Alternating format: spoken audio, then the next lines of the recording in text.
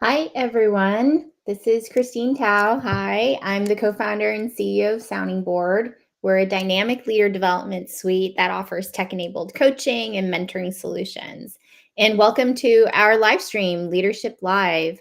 I'm excited because this series is where we get to profile some really exciting people leaders, learning leaders in the HR roles and to hear a little bit about them and the work that they've done. And so today I have with me Lou Sanchez. Hi, Lou. Thanks for joining us.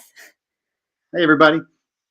And Lou has, I'd say, over 30 years of experience across some of the largest companies we all know, whether it's eBay, Nokia, PayPal, Bank of America, where he's really been at the executive level overseeing HR, learning, talent management, everything. And he and I had a great conversation about his background. And so I'm really excited for you to get to hear from his experiences today. Well, Lou, I gave you a little bit of an intro on a very high level, but our first question is always for us to actually get down to who you are, which is what is your origin story? Yeah, my therapist wants to know as well. So we've been working through all of that good stuff. But it's so funny to think about an origin story for all of us, right? And sort of, the origin requires a start, and presumes the beginning of a journey. Mine was really very, very young when.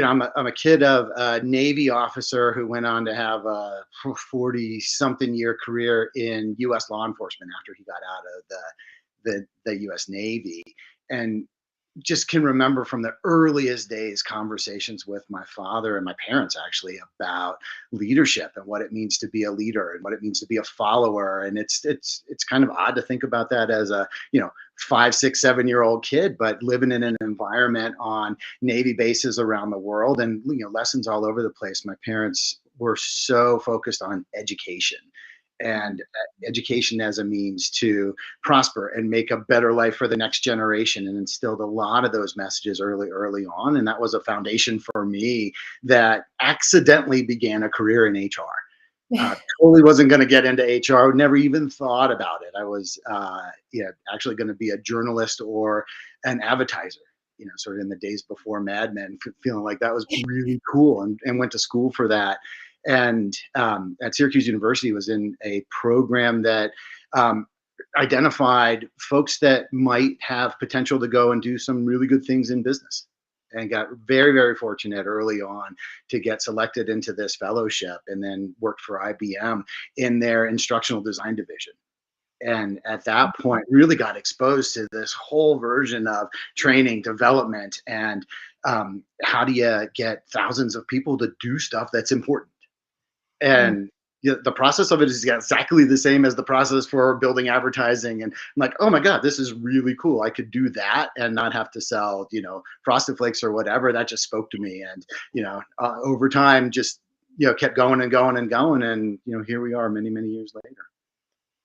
Well, Lou, I don't think you know, but we share that in common. I actually thought I might go into journalism or PR when I graduated too, and somehow have obviously not found myself in that space either.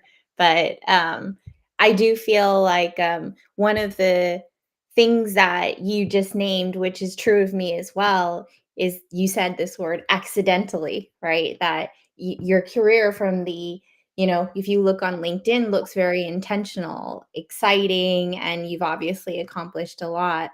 But tell me a little bit about, you know, that idea of accidental then becoming the thing that you really decided you wanted to pursue. Um, the, I mean, it really was an accident, right? Just, and, I consider myself very fortunate. Yeah. Yeah. Versus lucky, right? Of just having been in positions where I got very fortunate to get some experiences that helped me discover what I was passionate about. And that's Mhm. something that we all talk a lot about, right? Of like finding your passion and connecting to it. I got really fortunate to be in positions in either companies or get experiences where I'm like, wow, this is really cool. I really like doing this. So maybe I should learn a little bit more about it. And Mm. then found out, oh, I actually, over time, kind of figured out my purpose was, sort of connecting to, helping the, companies and organizations get better leaders, because that's going to make a better world. Yeah. And that, to me, just like that, kept me going. And so, adding on different elements of how do you do that? How do you make systems, come together so that companies or, groups or organizations or whatever can get better for a reason was really, really cool. Right. And just, I think you probably have similar experiences, Christine, where it's, you find those things you're passionate about, you connect to them and you keep doing it. And then if you're lucky enough to get good experiences that then cause you to be curious about, well, could we do more? Could we do better? Could we do different? How do we, take these lessons and apply it to another thing? Before you know it, the years go by, right? It certainly does, and my kids growing is a good reminder of that. The other thing that struck me about what you're saying is that, I mean, your the titles are, head of HR, chief people officer, but what you say your work is really around helping companies get better through better leaders and through their people. And I do feel like in our conversations that was an important theme about how you approach your work. Is that, what tell us more about that? How did that kind of show up for you in how you really tried to build and run the people and the HR functions within the organizations you were in? Yeah, with the benefit of hindsight, I think um, the real story to all of that, probably for all of us, is it's other people help you discover it. Right. Mm, And for me, it was a series of bosses, both good and bad, mentors, mostly good, some great, right, yeah, who helped unleash this version of, understanding what are you passionate about? What are you working on? And tie it to the business. And for me, I think that was always the most important thing, that when you can make a connection to the business and the work, yeah. whether it was, early on. You talk about titles, it took me a long time to realize they don't really matter that much. They do matter in some, in a lot of reasons. And, always when you don't have the title, it matters a lot more than when you do. Yep. But early on, like, I think my first title was like training project supervisor. Like, what is that, right? It's like, but the job was connect learning to business outcomes and try and make a difference. And early on, sort of this notion of don't waste people's time came Mm, into the mix, right? And so you had to do purposeful work. It had to be in service of a business objective or something that you were really trying to get done, whether it was a cultural thing or a transformation, whatever the case may be. So regardless of position in the organization, looking back on a career, I think that as something that pulls through of don't waste people's time, do good work and do it in service of what the business or the organization is trying to accomplish is really important. yeah. Do you think that is a key factor in what made you successful in that role? I do, and I do because that was, a really important thing for me. Sometimes I did great with it, others I didn't. Is getting feedback, right? And Yeah. the feedback over the years of, doing that kind of thing, making that connection between the business and the work, and doing the work well. When that was happening, I was being successful. When it wasn't happening, I wasn't being successful, right? And so, but really being able to get and take on board feedback of what I was doing, how I was doing it, who I was doing it with or without. Very, very important, right? And that idea of just get better and Yeah. internalize that for myself was a really big thing. And that's something I tried to focus on, across the different roles I had, sometimes with success, sometimes not with success, of helping all of our teams get better and the people on the teams get better. And, ultimately realizing you can't do any of this stuff alone. It's Yeah. so hard. And being able to connect the dots of people and relationships and business and culture and organization and the things that help success and hinder success, it comes down to, can you do it as a team? And Yeah. it's such a big deal. And we talk a lot about it's disruptive times and what's going to happen with upskilling and AI and so on, Yeah. all of this stuff, right? The reality that I experience still is it's people that got to get stuff done, that make the culture with each other and use tools and technology to go, achieve results and hopefully do great things. And, if you can figure out how to do that, good things happen. If you can't figure out how to do that, you can talk about good and successful projects and so on, but it really don't matter. Well, let's dive into that a little bit because, we were talking about what's relevant for a lot of the leaders and people today. And I think you brought up something that's been a theme in your own career and is happening right now, which is this business cycle of rapid growth, which almost inevitably gets followed by rapid contraction and the disruption that that causes to the organization and the business and of course the employees within it, but that sitting alongside a continued need from the business to keep growing, to keep pushing and achieving priorities, and how that's really creating that creates a real challenge, right? But it's a challenge you've seen a lot, and so I think this is the part where we'd love to hear some of your learnings and insights around how to approach that. Yeah, for the good and the bad, I think I have seen that a lot. Back to my first like real job. Mhm. Like I was very fortunate enough to be a part of a company called Motorola back when it was a big company with 7 huge business divisions and building Wow. cell phones and semiconductors and land mobile two-way radio systems and hundreds and thousands of other things, right? And it was booming when I got there, and it had rapid growth at scale, right? Yeah. It hit hard times for lots of different reasons, and that kind of actually don't matter. And as the hard times happened, it was clear that this company was going to go through breaking itself apart, massive layoffs, and everything. And I was very much considering leaving the company. And Mm. one of my mentors there had what turned out to be very, very good advice. It said, look, you are not even a decade into your career. You've already been through a major downsizing at IBM. We're about to go through the same thing. You've been on the growth side of this. You need to be on the downside of this to understand what that really looks like. Yeah. And I'm like, oh yeah, but the stock's going to go down to like $6. Like that does not sound like fun. Uh, it was a bit of the, you may trade off some financial success. You're going to get it back 100-fold. I almost guarantee you. Caveat, past performance does not, indicate your future success. And he was so right. So the Mm. notion of in the trenches, going through what does it mean to dismantle a company? And Mm. what's the human toll on that? What do you learn about how to do it right for the organization, for the cost needs, for the strategic, pairing of what do you get focused on, to the cultural implications? Like that was maybe the most important career time of my life in terms of setting a foundation as a relatively junior person down Mm. in the machine, Yeah. not leading it by any stretch of the imagination, but having to work through, okay, well, here we are.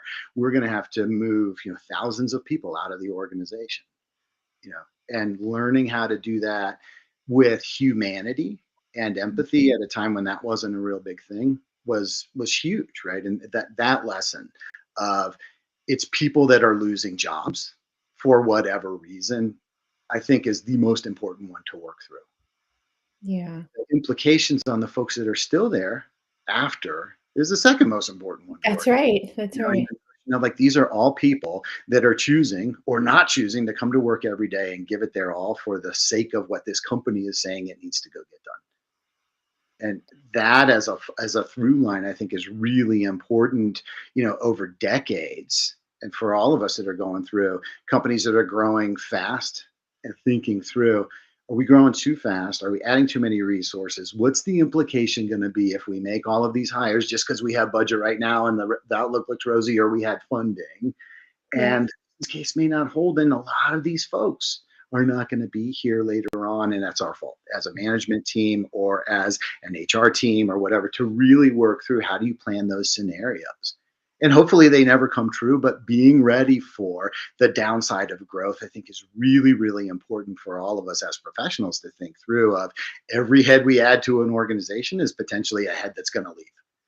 Yeah. And that kind of sucks, right? But Yeah. thinking the reality of um, we should have a contingency plan for that while going full speed ahead. Do the investments you need to grow. Like that's the business strategy. Go make that happen. But be very, very thoughtful about every penny and every Yeah. person so that, if hard times come, you're not damaging the culture and the purpose because you made really bad decisions when you were flush with cash.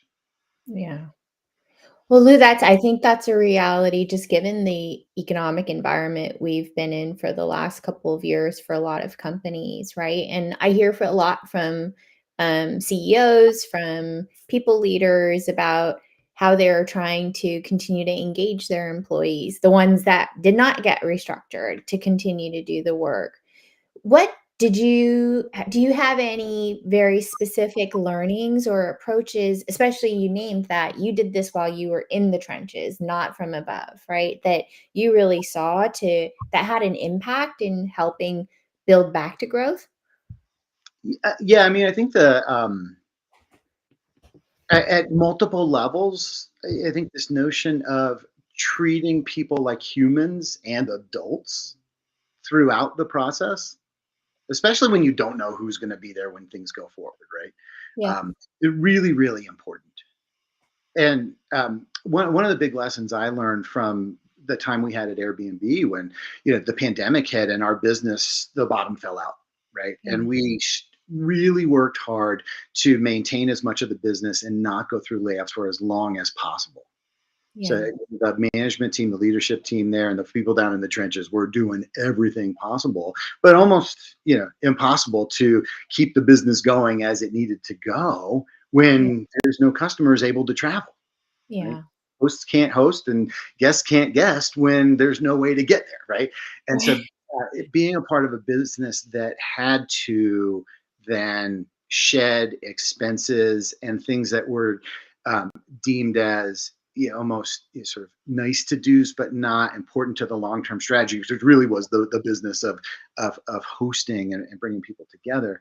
Really, really hard. What I think the leadership team there did really, really well was start with this premise that says these are people that are having an impact, whether you're going to be here or whether you're going to be an alumni or an alumnus.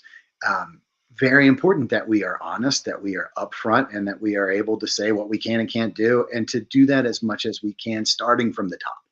So the Mm, CEO, the founders, the leadership team, the board, et cetera, we're all sort of aligned on the messages, but the yeah. humanity of it. And yeah, one of the things that they did that I thought was fantastic was think about the folks who left as an extension of the company still. They're alumni. Mm. They're Mm. not leaving because they did something bad. They're leaving because we're dying as a business, very Yeah. bluntly. They didn't do anything that caused that to happen. So when you think about like these are people that may come back and work here at some other point, will be ambassadors of the brand at some point, but actually were people that we cared about and worked with and were colleagues and friends, etc. Keeping that top of mind while we wrestled with very big financial implications, what to do, what not to do, how to treat that, all of that, sort of rigmarole that you go through. I think having that as the foundation is really important. And I think that lesson applies whether it's a big company or a small company. Yeah. We ask people to join something for a reason. And we're asking them to leave for a reason too. Let's keep that in mind. So these are humans. Yeah. And we've got a business to run and quarters to make and all that stuff. But at the end of the day, it's still part of the broader fabric that we've got to keep stitching together, which is culture.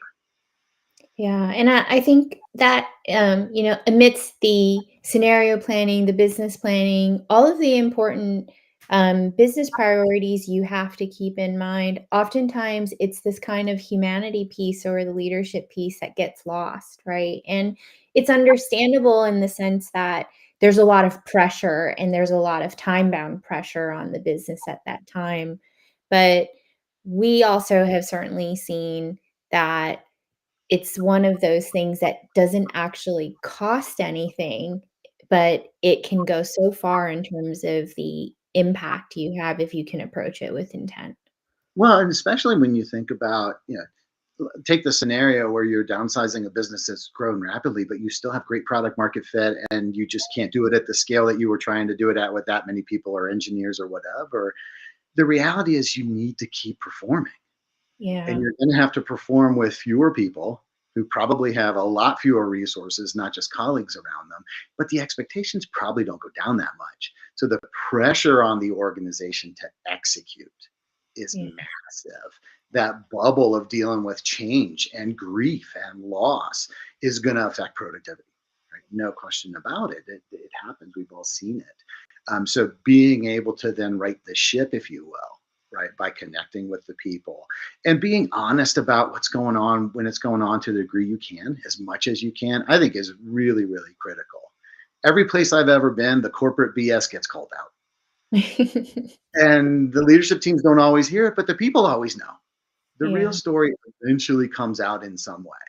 And the Yeah. question, we would always ask on the front end, trying to plan this out, is that when the real story comes out, what's it going to do to the culture? What's it going to do to the people? How do you rebuild trust if you've been lying to folks? Ah, maybe just don't lie to them. you know, nip it in the bud. So I think those are important things to keep in mind. Beyond the technicalities of just doing things right.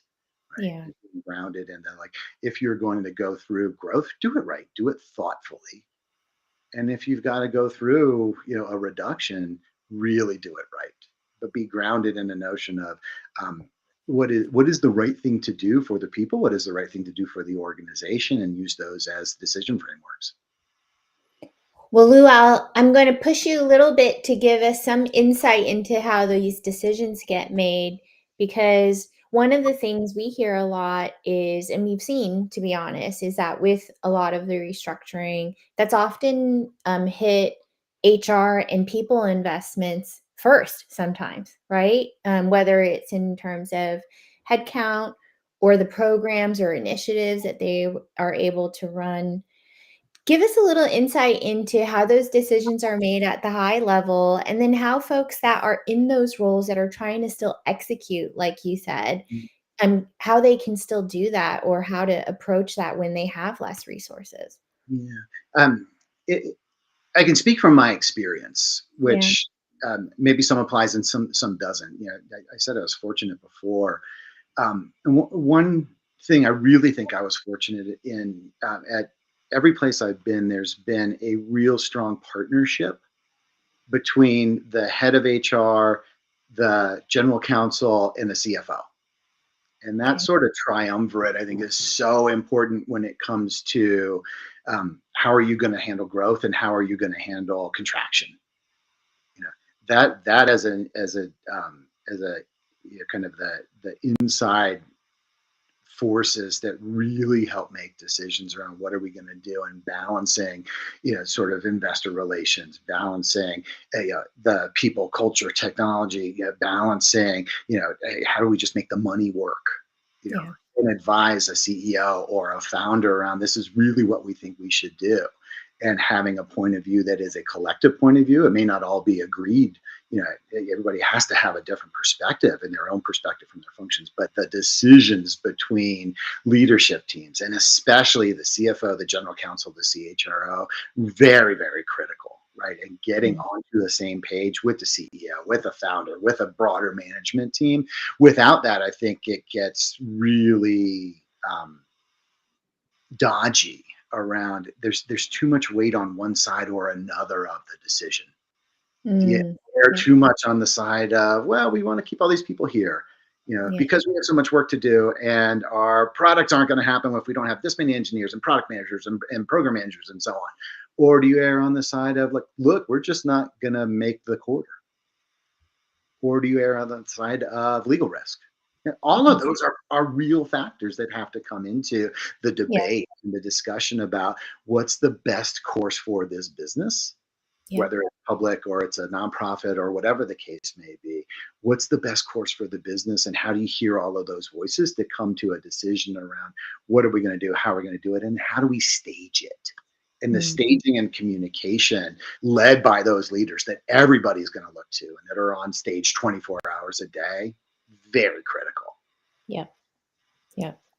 And then how about for those folks now, you've gone through the restructuring, you now still have to go execute. Any advice or thoughts for how to approach that or think about that?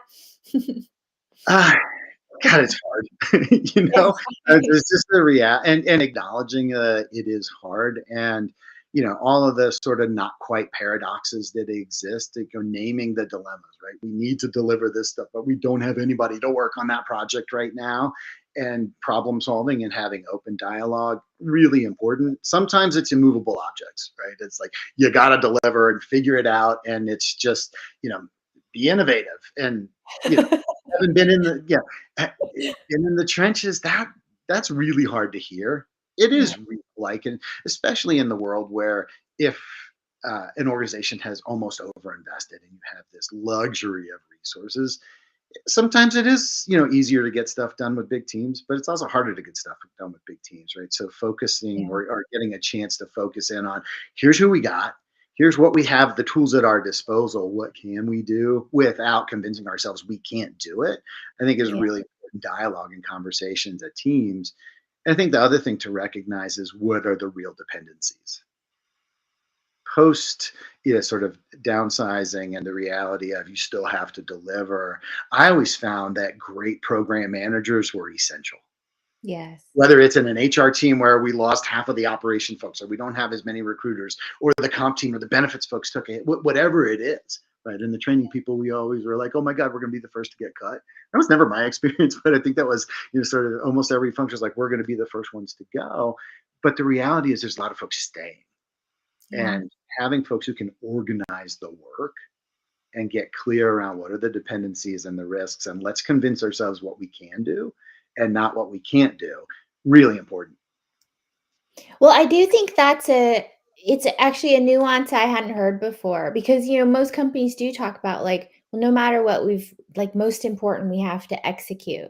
And I think you're bringing forth an important point, which is getting ourselves organized around what are those critical things have to execute is a way of potentially doing that when you may have less resources at hand, right? Because I think, let's be honest, when you have really, really large organizations, there's likely some inefficiencies and, you know, sometimes it is that coordination that, sort of side by side lockstep that we lose, but it's okay when you have enough bodies kind of going at a problem, right? So, I think to me, that's something I'm definitely taking away from what you said. Yeah. I think you specific to like L&D Yeah. functions, you know, really critical role to play as a place is growing and as a place is coming down. Mm, What One of the things I really thought about over time is that the idea of an L&D function has to be integrated into the HR strategy, and it yes. has to be connected to the other work of HR. In a lot of cases, we could stand alone. We do these programs, we work on this very important stuff, we're doing talent management, we're doing executive development, blah blah blah blah blah, right? If that's not part of the broader strategy of how are we building capability for the organization, and how are we linked into what's really going on over in comp and benefits, what's really happening in talent acquisition, what's really happening in people ops, or behind the scenes stuff, like if you don't get that and can put that work that you do in that context and understand what's the net benefit to the organization of all of this stuff coming together, I think it's really hard on the back end of downsizing to work through an L&OD organization if you're not part of the whole, right? Yeah. And not a big voice in like, hey, we're trying to build a capability in an organization. We all have to come together to do it. Yeah, I mean, and I think that's so true because, we do know that oftentimes learning takes a hit when you don't have the same level of resources. And yet, if you think about that logically, with less people, you actually need folks to do more, which likely entails needing new skills, new capabilities, broader scope where they do have to learn. But I think that importance of then making sure the initiatives you are doing are forwarding that, to me, that's a very clear path to why that investment needs to continue, right? Because now you can very well see the impact if it doesn't. Yeah, no doubt, right? And if the conversations are happening as the business works through, what are we going to need to look like? What investments can we not afford to not make? Yeah. All of Yeah. us need to be in that list of, this is stuff we have to do as a company. Let's figure out how to go do it, versus yeah, it was kind of nice. Yeah. It was Yeah. interesting. It sounded cool and sexy, but the reality is it's not really advancing, what we're trying to go do. If you can't make that real strong business case and be connected to the business, then, it's a rightful conversation to say, why are we doing it? Yeah. Yeah. Yeah. Well, I was going to end with asking you for advice for the folks out there, but it feels like you've already given some of it. Anything last, sort of last thoughts to add? Yeah, yeah, it's a fascinating time to be doing our kind of work. Right, Yeah. there's so many things that happen. We happen to talk about scaling up and scaling down, but the notion of, changes to the workforce over the last, just call it 5 years, it's massive.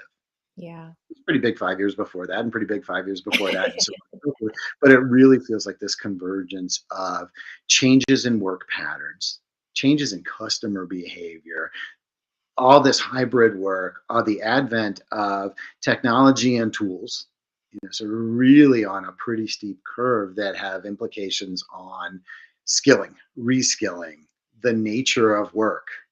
When were we talking about fractional work Yeah. 10 years ago? That kind of was really not a thing, right? Yeah. But the implications of all that, really important. Who knows what's going to happen? I think the biggest, I hate to give advice, although people who've worked with me and for me know I like to preach. But this idea of, we all as professionals have to be learning, and we have to be learning as fast, if not faster, Yeah. than our clients. We need to get ahead of stuff, but that also means being responsible to do good learning, not getting captured by fads, being Yeah. a part of sponsoring research so we can really learn, hey, what's going on with productivity and hybrid work? What's the Yeah. real impact of reskilling and, different kinds of artificial intelligence being applied to different kinds of jobs, et cetera, et cetera. But that idea for all of us, I think that's really important. That is, the ones of us that are the best learners and then can apply that learning are going to be the most successful over time. And by success, I mean helping the businesses and the organizations that we're a part of achieve what they're trying to achieve. Yeah. So Well, that I feel like you've said it all, it ending with we've got to help the businesses and the organizations achieve what they need to achieve. I feel like that's what we're all really trying to strive for, right? We just have different ways of going about that. And so, Lou, thank you so much again for the conversation today. I really enjoyed it. that was great. Thanks, Christine. Appreciate it. Okay. Thank you everyone for joining us.